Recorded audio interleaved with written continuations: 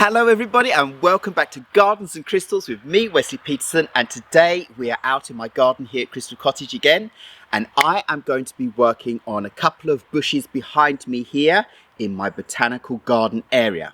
You can see one big fluffy bush on the side of me on my left side here, and you can see a big fluffy bush on my right side at the back there. They are two Cornus alba Sibirica bushes, red dogwood, that I need to prune back a little bit to keep them a little bit in on their sides and to prune the top just slightly so that I get some more double growth out of the branches next year, next summer. So now it is August here in southern Sweden, and the best time to prune most different kinds of bushes here is July, August, September, and because we're in the lower part of Sweden, we can also prune bushes quite safely in October and maybe November, but it just needs to be before there's any sign of frost coming so that you don't get any frost damage on the ends of all of the branches and the stems that you prune back.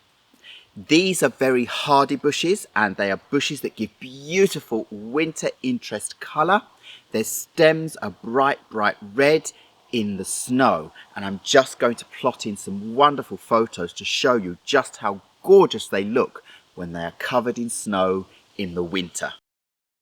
I'm always just so enchanted and mesmerised when it snows and it's pure white, and then through the snow you can see this absolutely amazing red colour on these stems on this amazing plant.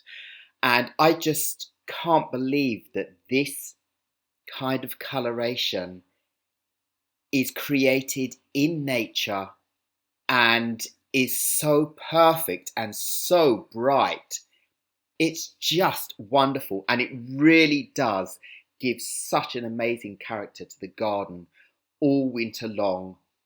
Through the snow, and even when it's not snowing, it still looks amazing. These are the most amazing twigs and stems you will find on plants out there to give a boost of this lovely red colour.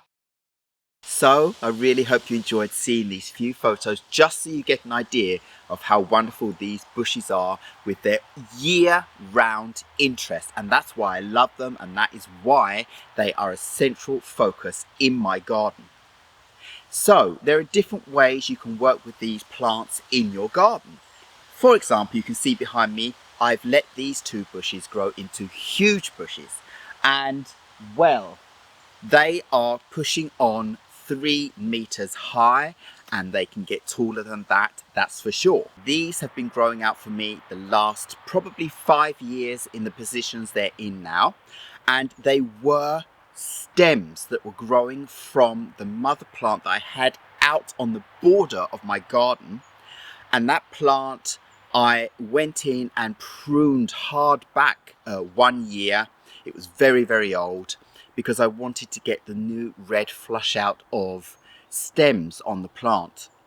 But because the plant was so old and it was growing all over the place, into the ground and up and everywhere, the main mother part of the plant actually died back completely. The thick trunks that were really thick, they all died back. No new stems came out. But luckily, it had grown its branches down so much into the ground that they had actually produced roots themselves. So the stems and branches of this plant, when they touch the soil, and if they're on the top or get covered, they will produce their own roots and they will become a new plant of their own. So all around the mother plant, I found cuttings basically, or new plants that had established themselves. So I could just go in and chop these big branches that were in the ground and any thick big roots, and break off bits of the mother plant and spread them around into different areas of my garden. So these are all one plant, and they are just 2 of many examples I have around my garden,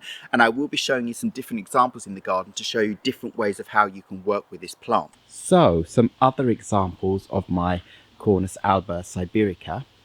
I have one growing here in the middle of this border.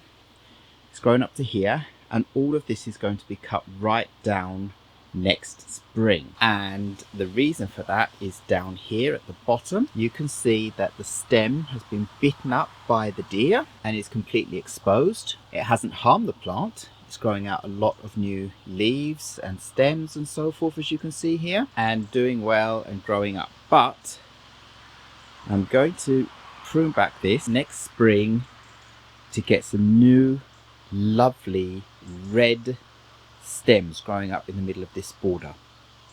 But I'll wait till next spring because I want what's here already now as my winter interest. So another one I have is over here, and you can see there's the top parts with the new leaves, and I chopped a little bit down in the middle, and because of that you can see there's a lot of new growth coming out at the bottom here, which is a perfect sign for me. So I know that next year this bush is going to flush out lots of new growth from the bottom.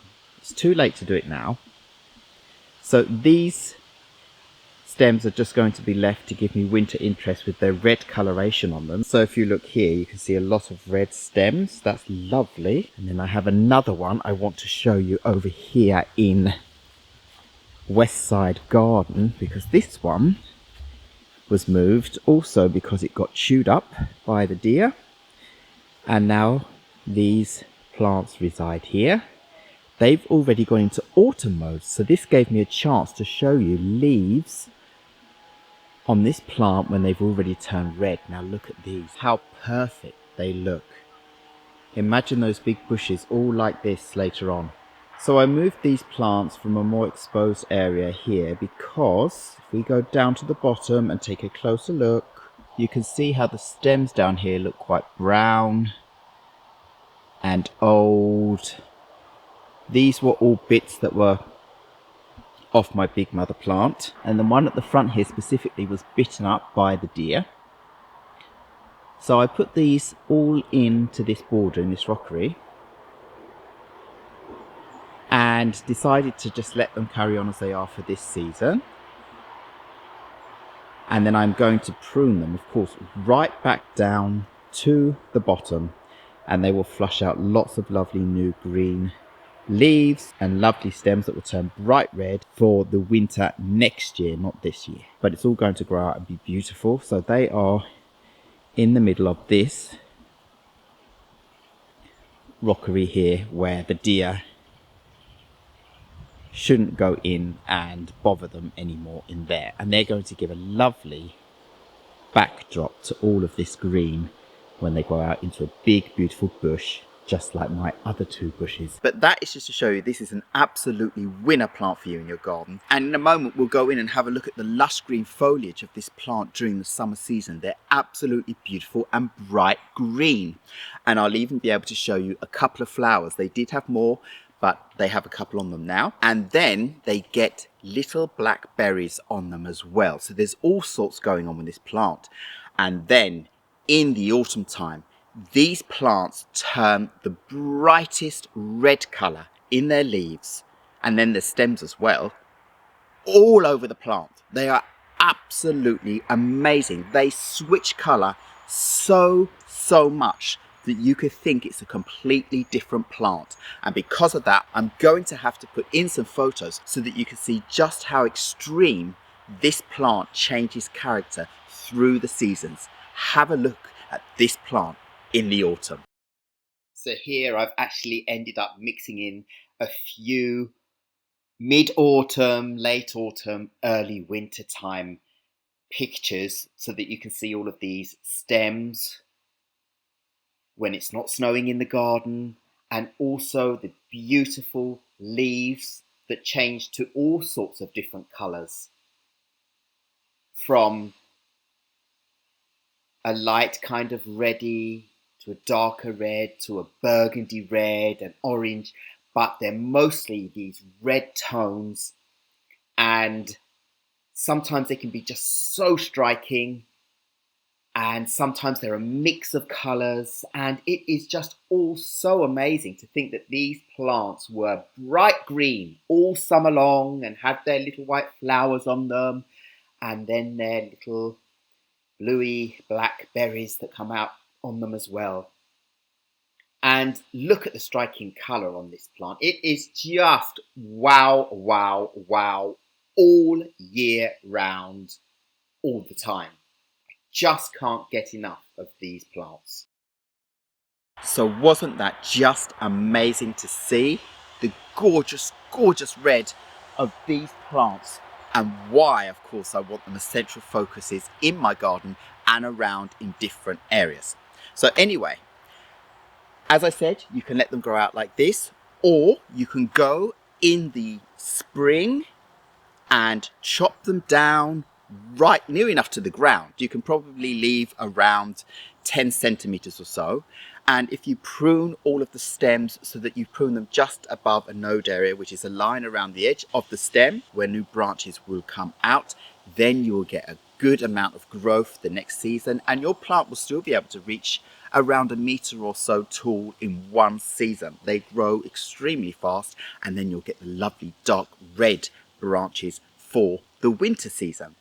These mature plants, their stems have turned more green, because the older the stems get, the more they lose their red colour. But where I've been in and pruned them every year on the top and the new branches, that all turns a dark red and looks gorgeous for the winter. So if you don't mind your plant having all the character with its leaves and you want the height and a lovely big bush, well, you can do that and you will still have the red effect. But if you want smaller bushes and you want the whole thing to be a burning red colour, then you can go in and prune them right down every year, and they will bounce back and be 1 meter or so high bush for you, full of all of the same character and look absolutely beautiful. One thing I found this year is that the deer do bite the bark on these stems. So I've noticed that, and I've moved a couple of bushes around into areas where I'm hoping the deer won't be able to get at them as much. They don't touch these bushes because they are very thick and they have a lot of bottom branches that protect the main big stems, so they haven't touched these bushes at all. I'm talking about younger plants, smaller plants, plants that are in a more exposed area. They can go in and bite up the bark if they are in exposed areas. So that is just something to think about if you live in an area where you have deer roaming around in your garden like I do. But for the most part, it's actually okay. So anyway, I want to get on with these two plants, and I'm going to start with the plant over in the back there. I want to keep the height. I need the height as a kind of barrier for different parts of the garden. So I'm going to be going in and shearing the edges and trimming the top just slightly to encourage more growth out next year. And I've done this every year, and that's why this bush bushes out as it is. But it's getting a little bit side heavy over there, and well, we just need to get on with this. So let's go in for that closer look at these bushes before I get on with this, so you can see exactly what I'm talking about. So let's go in and have a closer look at these fluffy bushes. So this is my first one, and you can see all the growth up here that is shrouding around my larynx, and you can see all of the green shoots here are this year's growth, and well, a lot of growth. Each stem can grow up to a couple of meters per season if left. So this is the next bush, fluffy, and again up to the height that I'm looking for, because I do want this to be a coverage bush. So it's actually okay that it's got taller, and look at these lovely white flowers they get. Now, the 1st of August, this plant is flowering out beautifully. Look at this. And it's nice to see them just before I start pruning them all off, because this bush has become quite a big mass, and again I do want the height, So I am going to just be giving an edge prune and a slight top prune so that more branches come out next year and thicken it up. But the more I go up the side here, the higher up I go, you can see it looks even lower down. So I do need the height to keep the bush effect that I'm looking for. So it's basically a trim on the sides and a little trim on the top to encourage it to grow out even more and thicker on top next year. And at the same time, I probably will be going around the back here and we will fix my Physocarpus opulifolius here. That's also become a big fluffy bush that also needs to be sorted out, because I did go and plant out these Spiraea bushes that I showed you in another video when I planted them, because down here it was always brown and I wanted these to thicken out this area, and they're doing really well and they've flowered beautifully. The ones on the left are a light pink and the ones on the right are white. So look at this, and you can see the pinkness of the Spiraea underneath, the ones that are still blooming. But this was an absolutely fabulous display. Look at these photos that I took from earlier at how wonderful this plant is. Isn't it just gorgeous and amazing with these pink flowers all over? And then of course it looks like this afterwards. And of course I'll be giving it a slight prune back to make sure it doesn't stick out too far over the edge.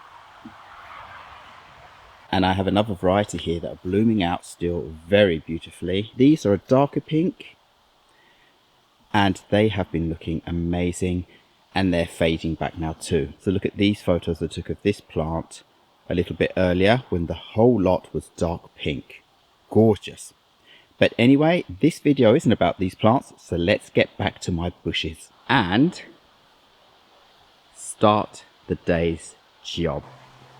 This all needs to be pruned back, and I also want to do this because I also showed you in that same video as my Spiraea bushes that I planted out my cuttings that I took off my Physocarpus opulifolius Diabolo, and these I just put straight into the ground in another border, left them basically near enough forgot about them, and they grew out roots last year, and then I left them out all last winter when I moved them here, and they're doing fabulously. So I need them to have space to fill out this area to give a slightly different color between the Physocarpus opulifolius dark gold and my Cornus alba Sibirica you can see growing out amazingly here.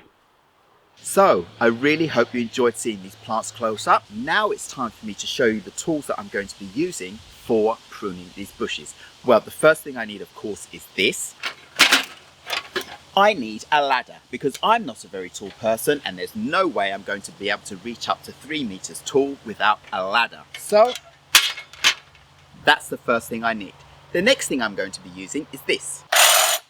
I have myself a hedge trimmer now, and I've never used this before, so I hope I don't go over the top and do too much, because it's going to be much easier using this than the other tools I normally use. So I really do need to be careful that I don't go in too much, because this is going to be able to take off an awful lot of the stems very easily. The next tool I'm going to be using is this. Shears. Normal garden shears to be able to get in where I have other plants and so forth growing, and I don't want to chop all of their branches and so forth off. And the final one is a pair of secateurs, small secateurs, just to be able to get in around like branches of other trees and bushes as well. So let me get into position and start the shearing of my bushes. Before I start climbing up, I'm going to just shear around the edge the little bit that I want to take off first.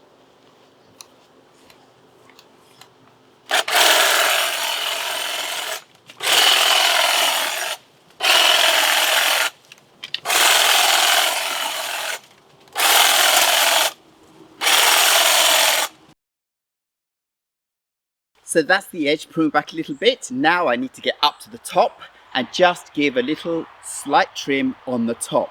This has gone very quickly and easy with this hedge clipper here.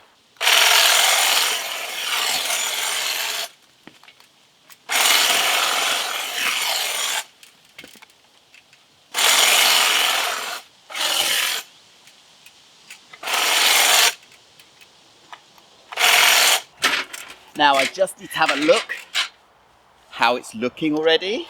So I can see, of course, that my bush is taller and bushier on that side. And I either have to decide, do I want to prune that down to the height of the other side and let the whole thing grow out at the same level next year?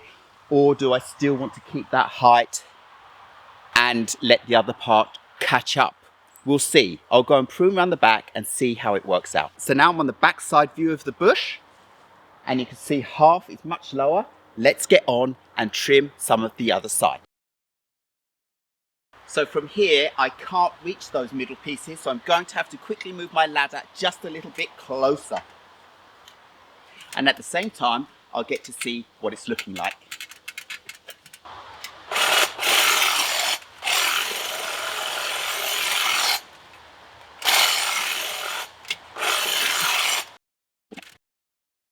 So as I said, I don't want to prune this right down. This is just a little rough edging to stop it getting out of hand. And I'm just going to go back around the front now and give the front a little bit lower trimming, a little bit more on the side here, and then this bush is done for this season.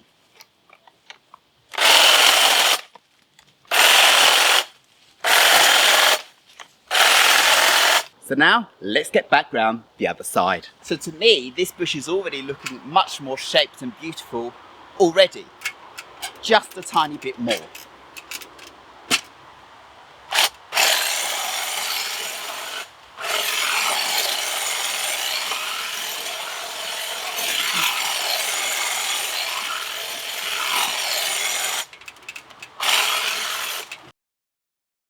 So what do we think about that? I think that looks wonderful. And it doesn't matter that that side's a little bit lower. That is going to bush out and catch up next year. I do want to keep this height as it is. Perfect. So now you can see my bush is still a good 2.5 meters tall, if not 3 or more. Maybe I'm not very good at judging the height, but well, let me stand down at the bottom and we'll see roughly how tall it is. So here we go. If I'm around about 1 meter 75 centimeters, so this bush has to be a good 2.5 meters tall, right? Even with my hands up, the bush is still taller than me. But you saw before, this bush was up to 3 meters tall this year. And it will do exactly the same next year, giving me a lovely bushy green mass.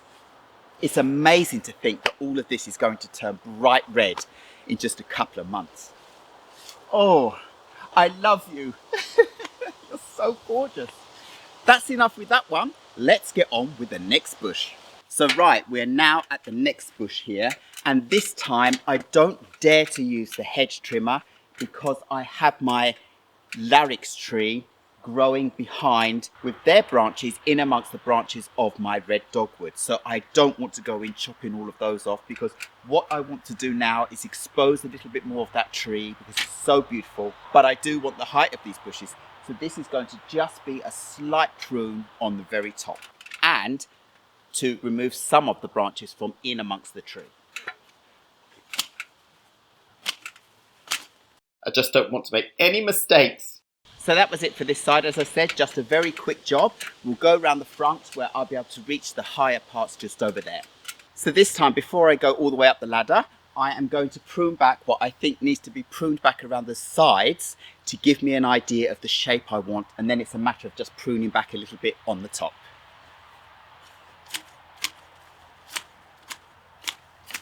This bush is really quite tall compared to me, isn't it? So that's as far as I can reach. So now I really do need to get up top now. Now I want to keep the height, so I need to make sure I don't go too low. So I just want to chop the first ones to help me see how far I'm going. Getting better and better. So that's as far as I want to go on this part. It was a very slight amount.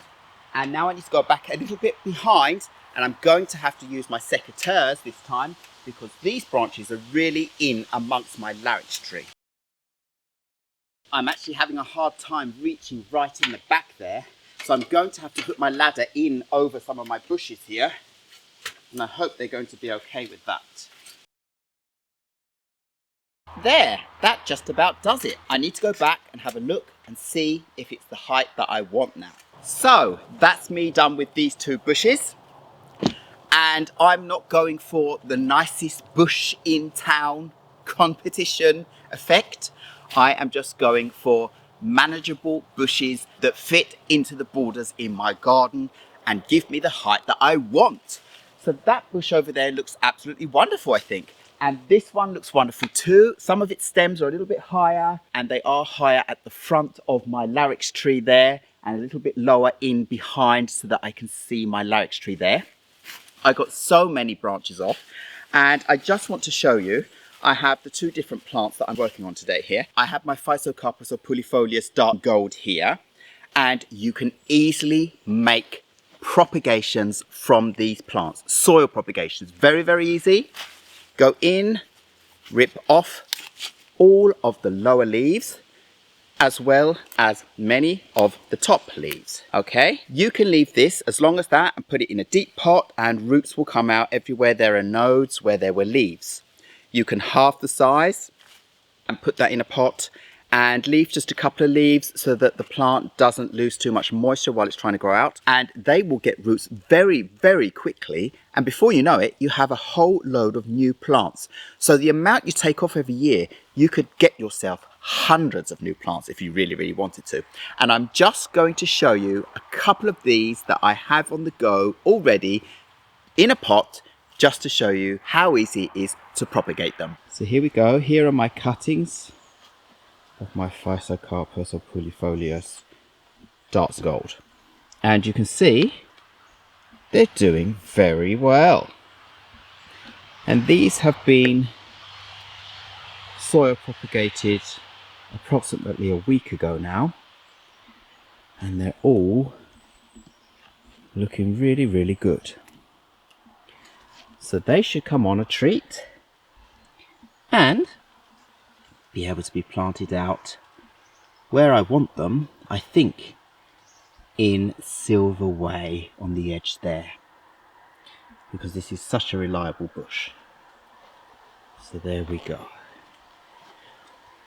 And the method I showed you before, but then you plant them in around the edge of your pot so they have contact with the edge, and that helps to stimulate roots growth down along the edge to the bottom, makes the roots feel snug and tight so they stretch out down and out and do really well for the plant.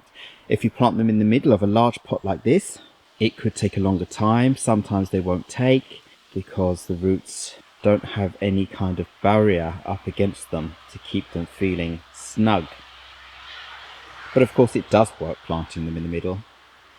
But this method around the edge seems to work very, very well.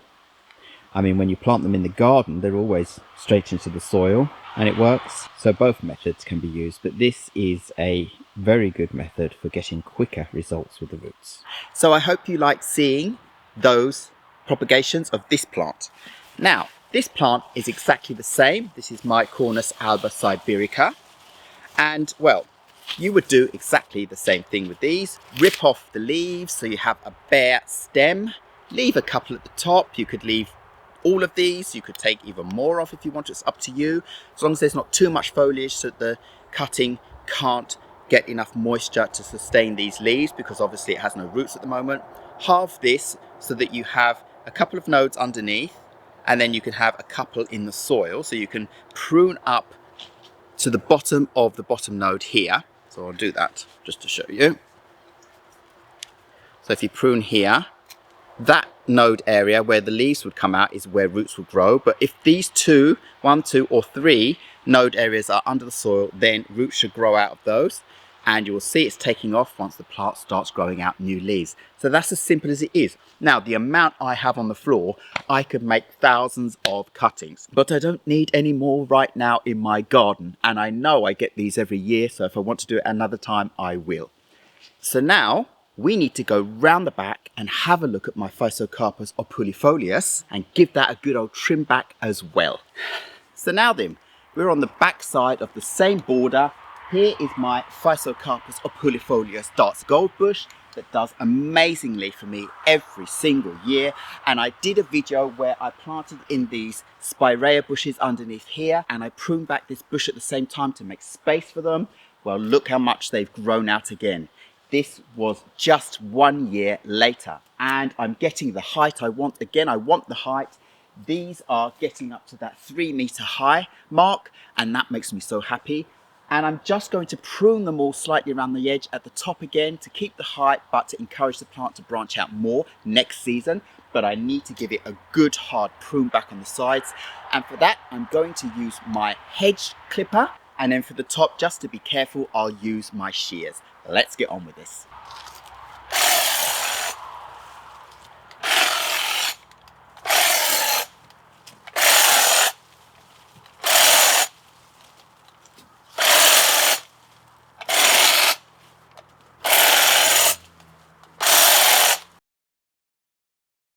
So I'm not sure if you can see already, but I've really sheared back quite a lot on this bush, and much better shape, very nice.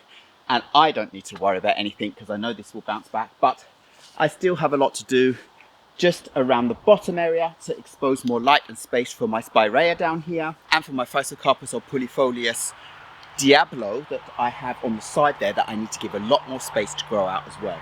So let's get on with the last bit. For this, I'm going to have to use my secateurs down the bottom because I don't want to go clipping off my other beautiful bush now.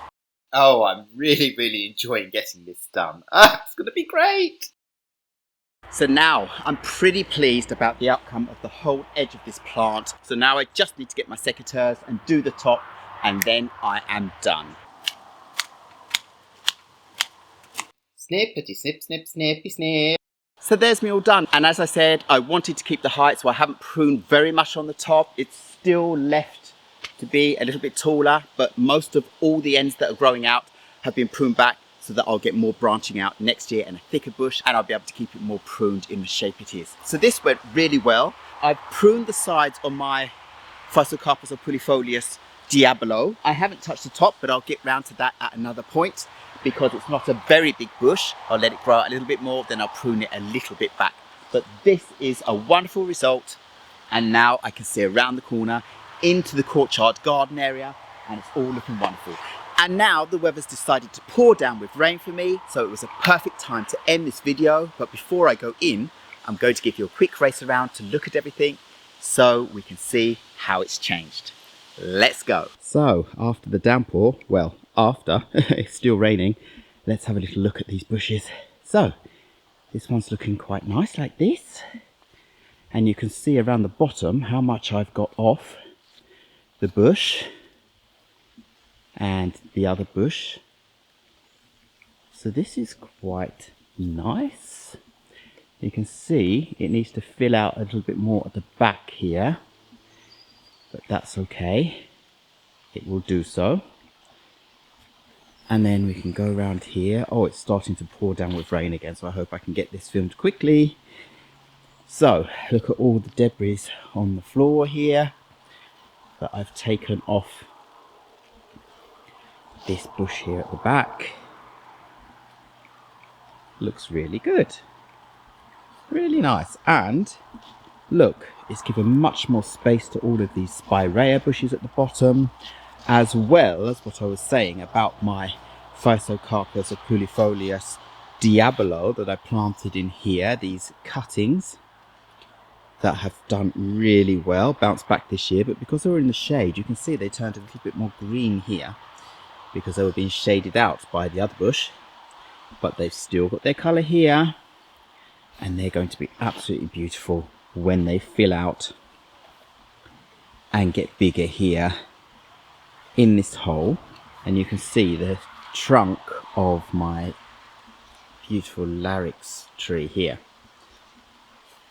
which is doing really well. Look at this tree.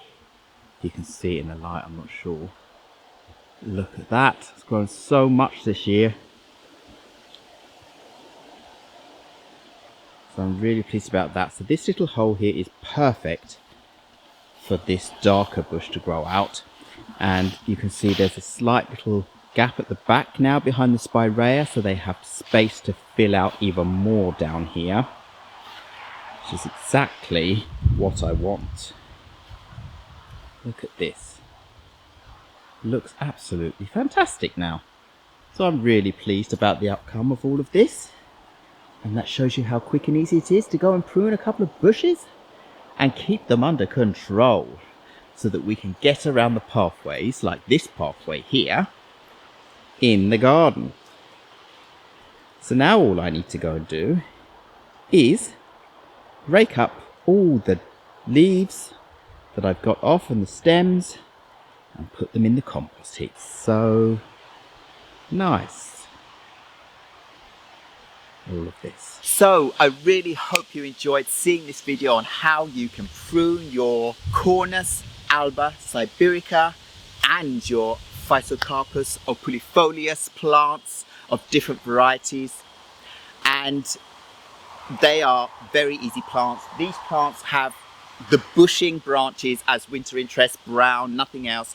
All the leaves disappear and it doesn't turn bright red like the Cornus alba, but it has this beautiful coloration on it, all some of this chartreuse lime green color, and it also gets white flowers all over it, just the same as my Cornus alba Sibirica does. So that's a lovely little bit of extra interest during the summer season. So well, all I have to say now is thank you very much once again for watching Gardens and Crystals with me, Wesley Peterson. Please remember to like, subscribe and hit the bell so you know when my next video will be coming up, and I will see you again very, very soon. Goodbye!